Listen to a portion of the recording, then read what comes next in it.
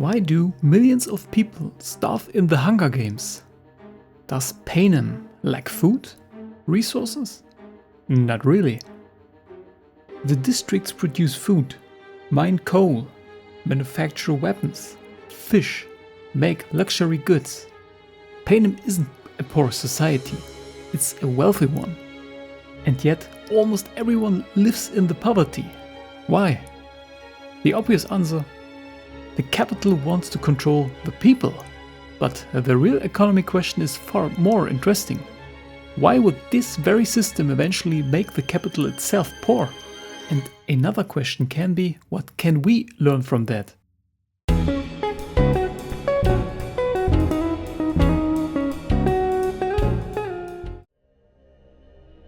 At first glance, Panem works surprisingly like a modern economy.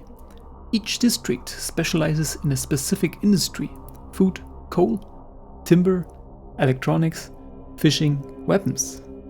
This is the division of labor, the foundation of every prosperous society. No one can produce everything alone. The more people specialize, the more productive they become. That's exactly why Panem could, in theory, be incredibly wealthy. But then the capital intervenes. The closer you look, the stranger it gets. The capital produces very few real goods itself. It lives off what others create. The districts produce, the capital distributes. And that's where its power comes from. Not because it's more productive, but because it decides who gets to produce and who gets to consume. Why doesn't the capital simply let the districts get wealthier? It could, but that's exactly what would make the system dangerous, because prosperity creates independence. Those who save can invest, those who invest become more productive, those who own property can take risks, and those who become economically independent are much harder to control. So the capital keeps people permanently on the edge of survival, not because resources are scarce, but because dependence creates political stability. Up to now, many would just say, well, it's a dictatorship. But now we reach the real problem. How does the capital actually know how much coal should be produced? How much grain? How many weapons? Should District 12 still be mining coal, or have better technologies made that obsolete? Should District 3 produce something entirely different? How could anyone possibly know? The answer is, the capital can't.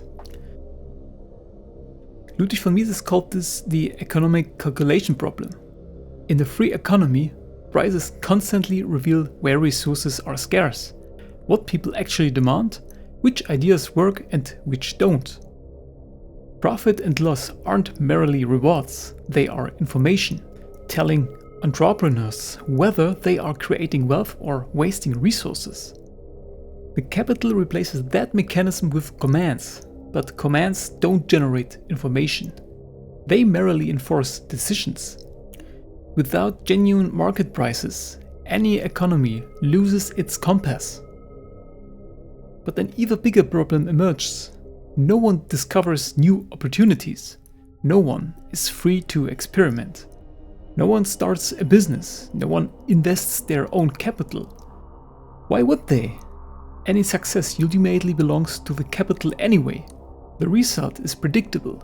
Machinery is replaced by slowly, productivity barely increases. Innovation disappears.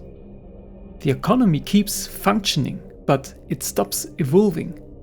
It survives on yesterday's achievements. Now, something surprising happens. Most people think only the districts suffer. But in the long run, the capital suffers too, because it doesn't produce its own prosperity.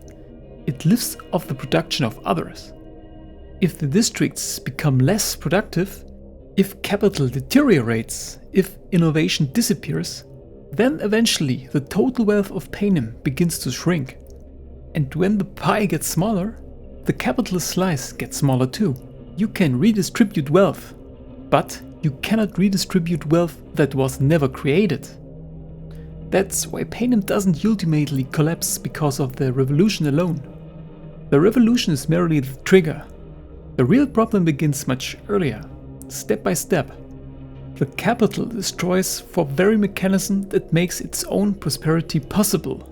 It replaces entrepreneurship with central planning, prices with commands, property with control, innovation with obedience. In the short run, such a system can look remarkably stable, but over time it loses its most valuable resource, knowledge. Not the knowledge of a handful of experts, but the knowledge of millions of individuals who discover better ideas, improve methods, and adapt to change every single day.